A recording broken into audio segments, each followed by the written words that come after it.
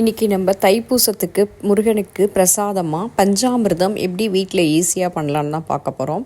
பஞ்ச அப்படின்னா ஐந்து பொருட்களை கொண்டு தயாரிக்கப்படுற அமிர்தம் இது. அந்த 5 பொருள் என்னென்னா கல்கண்டு, பேரிச்சம்பழம், நாட்டு சர்க்கரை, நெய், அப்புறம் வாழைப்பழம். இப்போ நம்ம 2 டேபிள் ஸ்பூன் கல்கண்டு, ஒரு 4-5 முந்திரி பருப்பு, அதோட ஒரு பிஞ்ச் அளவுக்கு பச்சை கற்பூரம், இது 3த்தையும் போட்டு மிக்சியில் லைட்டாக 1-2 பவுடர் பண்ணி எடுத்துக்கோங்க. இப்போ 4 வாழைப்பழத்தையும் நல்லா தோல் உரிச்சிட்டு நல்லா கனிஞ்ச வாழைப்பழமாக இருக்கணும். அப்போ தான் உங்களுக்கு நல்லா மசிக்க வரத்துக்கு வரும்.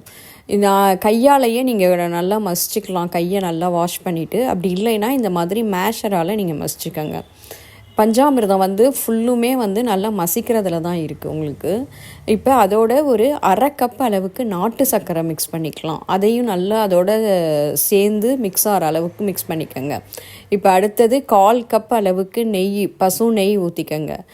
இப்போ அதோட ஒரு 7-8 பேரிச்சம்பழம் சின்னதாக கட் பண்ணி அதையும் அந்த போட்டிருக்கிற நம்ம எல்லா பொருளோடையும் மிக்ஸ் ஆகிற அளவுக்கு நல்லா மேஷ் பண்ணி விட்டுருங்க. கடைசியாக கல்கண்டு பொடியையும் ஆட் பண்ணிவிட்டு நல்லா மேஷ் பண்ணி விட்டால் நம்மளோட பஞ்சாமிர்தம் சூப்பராக ரெடி ஆகிடுச்சு பாருங்கள். இது எல்லாமே நல்லா மேஷ் பண்ணி மிக்ஸ் பண்ணுறதுல தான் இருக்குது உங்களுக்கு. கண்டிப்பாக இந்த தைப்பூசத்துக்கு உங்கள் வீட்டிலையே பஞ்சாமிர்தம் எப்படி ஈஸியாக பண்ணலான்னு சொல்லி கொடுத்துருக்கேன். கண்டிப்பாக ட்ரை பண்ணி பாருங்கள். எனக்கு கமெண்ட் பண்ணுங்கள். எங்கள் சேனலை சப்ஸ்கிரைப் பண்ண மறந்துடாதீங்க. தேங்க்யூ.